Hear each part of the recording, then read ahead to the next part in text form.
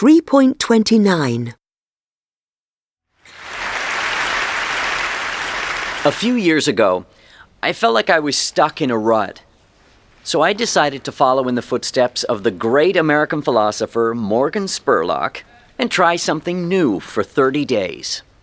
The idea is actually pretty simple. Think about something you've always wanted to add to your life and try it for the next 30 days.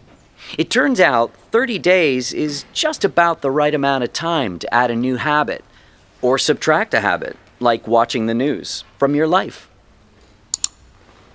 There's a few things that I learned while doing these 30-day challenges. The first was, instead of the months flying by forgotten, the time was much more memorable.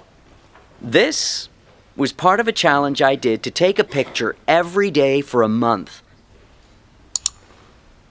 And I remember exactly where I was and what I was doing that day. I also noticed that as I started to do more and harder 30-day challenges, my self-confidence grew. I went from desk-dwelling computer nerd to the kind of guy who bikes to work for fun. Even last year, I ended up hiking up Mount Kilimanjaro, the highest mountain in Africa. I would never have been that adventurous before I started my 30-day challenges. I also figured out that if you really want something badly enough, you can do anything for 30 days.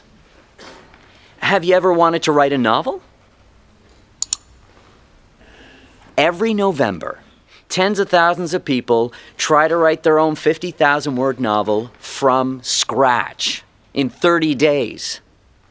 It turns out all you have to do is write 1,667 words a day for a month. So I did.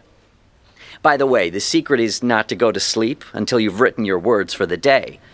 You might be sleep deprived, but you'll finish your novel. Now, is my book the next great American novel? No, I wrote it in a month. It's awful.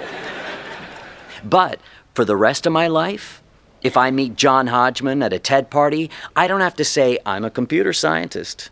No. If I want to, I can say I'm a novelist. So here's one last thing I'd like to mention. I learned that when I made small, sustainable changes, things I could keep doing, they were more likely to stick. There's nothing wrong with big, crazy challenges. In fact, they're a ton of fun, but they're less likely to stick. When I gave up sugar for 30 days, day 31 looked like this. So here's my question to you. What are you waiting for? I guarantee you the next 30 days are going to pass, whether you like it or not. So why not think about something you've always wanted to try and give it a shot for the next 30 days? Thanks.